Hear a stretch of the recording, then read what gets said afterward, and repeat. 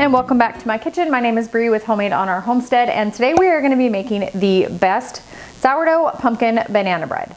So I've been working on this recipe for almost a year and a half now. It's finally at the point where it turns out consistently every single time, so I'm going to be sharing that recipe with you today. If you or your family are not a fan of sourdough, you can make this recipe just a plain pumpkin banana bread as well, and it turns out just exactly the same. So if you're more interested in a regular banana bread recipe, go ahead, check the show notes down below, and I will have the entire thing written out down there, as well as if you head over to my website, you can print out a copy of the recipe to save for later. First thing you're going to need to do is preheat your oven to 325 degrees and make sure that the rack is in the center of your oven. Then you're gonna take an overly ripe banana, place it in a bowl, and mash it up with a fork. So now we're gonna get all of our dry ingredients incorporated together in one bowl. So to your bowl, you're gonna add 2 cups of all-purpose flour, half a teaspoon of salt, half a teaspoon of baking powder, 1 teaspoon of baking soda, 1 teaspoon of ground clove, 1 teaspoon of nutmeg, and 1 teaspoon of cinnamon. Once those are all combined, then you're gonna add 2 cups of organic cane sugar, or you can also do 1 cup of organic cane sugar and 1 cup of brown sugar. The combination of the sugars is really up to you. You're just gonna wanna make sure that you have 2 cups. We prefer the flavor of the organic cane sugar, but again, use whatever you have on hand. So once you have all those dry ingredients combined in your bowl, go ahead and give it a quick mix. You can add your cane sugar to your dry mixture, or you can just set it off to the side and you can combine it into your stand mixer. Once you have your dry ingredients incorporated into the wet, you can add the sugar in last. Either way, the recipe turns out exactly the same, so do whatever is more convenient for you. Once you're finished adding those ingredients, you can go ahead and set this aside, and we're gonna mix up our wet ingredients. If you don't have a stand mixer, you can also use a hand mixer in a bowl. You can just put the ingredients in a bowl and mix those by hand with a whisk as well. Whatever you have is gonna work just fine for this recipe. I usually prefer my stand mixer to anything because it makes it really easy. I dirty 1 dish and then it goes in the dishwasher. So now it's time to mix up our wet ingredients, and we're gonna do that all right in our stand mixer bowl. So you're gonna start by taking 1 cup of your fed sourdough starter. And if you forgot to feed your starter the night before, you can also use just a sourdough discard as well. 1½ cubes of softened butter. I use salted butter, but if you prefer unsalted, that is fine as well. Then you're gonna take 1 15-ounce can of any kind of pumpkin puree. This should not say pumpkin pie filling, it needs to be just a pumpkin puree. You can use organic, you can use Libby's brand, it really doesn't matter, but it's 1 15-ounce can. Then you're gonna add 2 full eggs.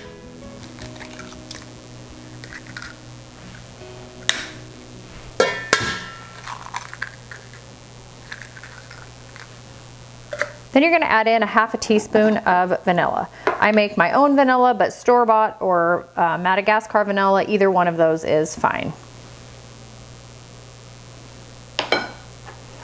Now that we've got all the wet ingredients into our mixing bowl, we're gonna attach this to our stand mixer with the whisk attachment, and we're gonna whisk these all together. Mix on a medium to high speed for about 1 minute.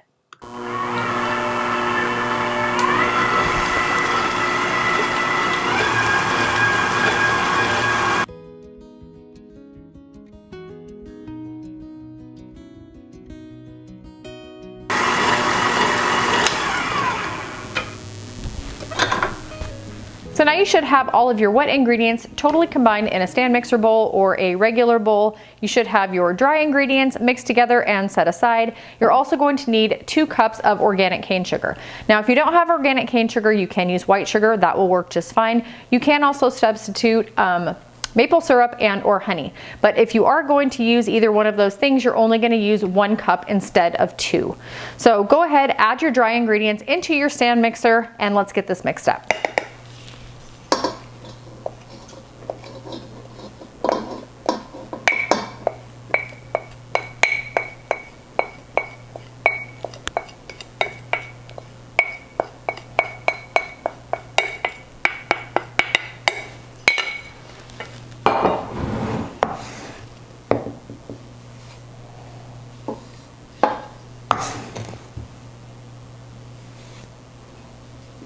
So now you should have all of your wet ingredients totally combined in a stand mixer bowl or a regular bowl. You should have your dry ingredients mixed together and set aside. You're also going to need 2 cups of organic cane sugar. Now, if you don't have organic cane sugar, you can use white sugar. That will work just fine. So go ahead, add your dry ingredients into your stand mixer, and let's get this mixed up.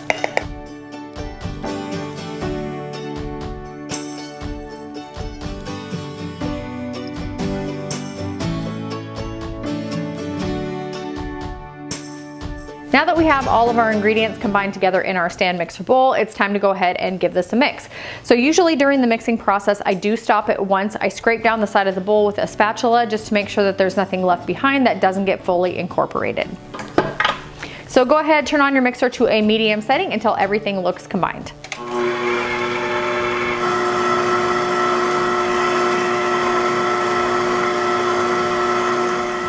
So once I have my pumpkin bread mixture completely combined, it's time to add it to a muffin tin or a bread pan. Now, if you prefer to make loaves for these kinds of things, you can use either a cast iron, a glass, or a non-stick bread loaf pan. You're gonna wanna make sure that you coat the entire inside of it with butter and then lightly flour it so it's completely coated. You're gonna pour your mixture into each one of your loaf pans until it's about halfway full. You're gonna need enough room for it to rise. We just prefer the muffins because it's easier to grab these and go. It's less mess than having to stop and cut a loaf, but whatever you wanna use is fine. These are my favorite liners for my muffin tins. These are parchment ones. Nothing ever sticks to these. I highly recommend these. These are the only ones I will actually even use. I know sometimes during the holidays it's cute to use the little fun ones that have a really pretty print on them. I really prefer these. I'm wasting less food. I compost these when we're finished. And I get about 3 boxes of them for around $11 on Amazon because unfortunately our grocery store does not carry these. So if you're interested in having some muffin liners that don't stick, these ones are fantastic and I will link them below. So now it's time to fill our muffin tin. I put the liners in all of my baking cups here. I like to use a large cookie scoop to fill my muffin tins. 1 scoop of this will fill 1 tin. I never have to take any out or add any extra in. So this helps with mess and just overall cleanup and just making the process super fast.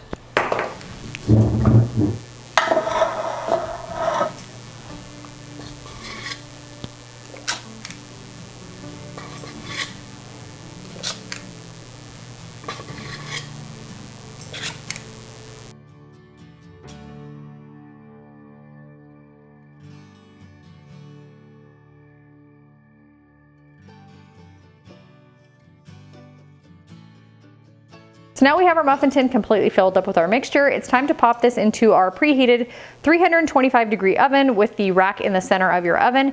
You're gonna bake this for 18 to 20 minutes or until you can stick the center of a muffin with a wooden toothpick and it comes out clean. So once I put this into the oven, I usually like to set my phone timer or my baking timer. If I'm walking around the house doing laundry or doing some other things, I wanna make sure that I pull these out of the oven on time. So I usually set it for 18 minutes. I check them at that time. If they need a couple extra minutes, then I kind of hang around in the kitchen until they're fully baked. So now we wait. So another thing I really like to do when I have things baking in my oven, because I'm usually running around and making beds, cleaning rooms, doing laundry, dishes, or whatever, is I like to turn my oven light on. This just kind of helps serve as a secondary reminder that I have something baking. So I am checking it more frequently when I'm walking in and out of the kitchen to see the progress and how it's going. So there's another little baking hack for you, and I'll see you in 20 minutes. So it's been about 18 minutes. Now we're gonna grab a wooden toothpick and we're gonna go over and check the muffins and see how they're doing. So I have my wooden toothpick here. I'm gonna go ahead and slide my oven rack out. I'm gonna stick this toothpick directly into the center of one of the muffins. If it comes out clean, it means those muffins are done and you can go ahead and pull them out.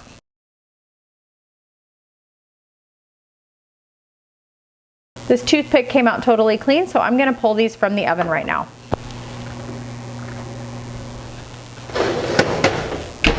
All right, so these are freshly pulled from the oven. They look fantastic. I'm gonna go ahead and set a cooling rack on the table. I'm gonna pull these from the muffin tin, get these on the cooling rack, refill the muffin tin with some new liners, and get the second batch into the oven.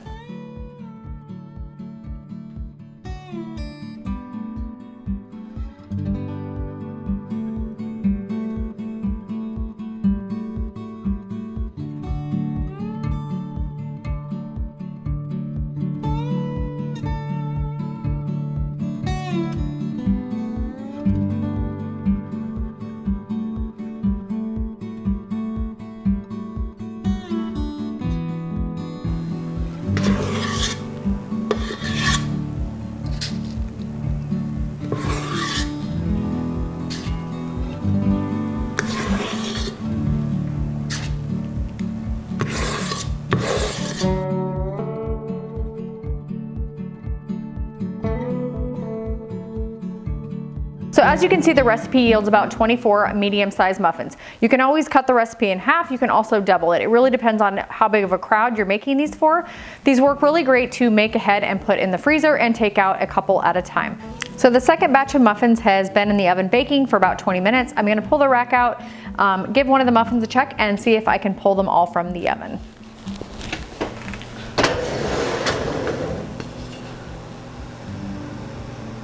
So this batch looks like it's done as well, so I'm gonna go ahead, take it out, and turn my oven off.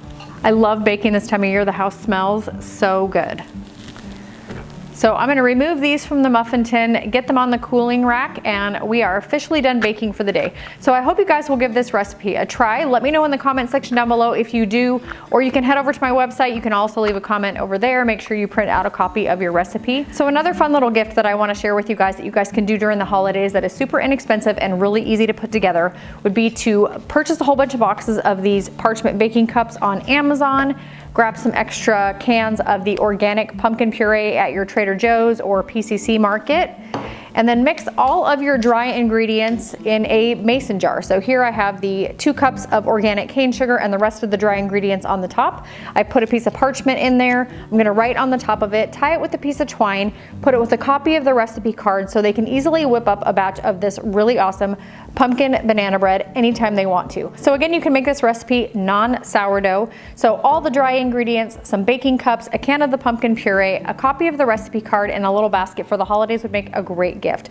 Also, if you're heading to somebody's house for Thanksgiving, this would be a nice little gift to take with you. So I hope you guys enjoyed this recipe today. Let me know in the comment section down below what you think, and I'll see you next time.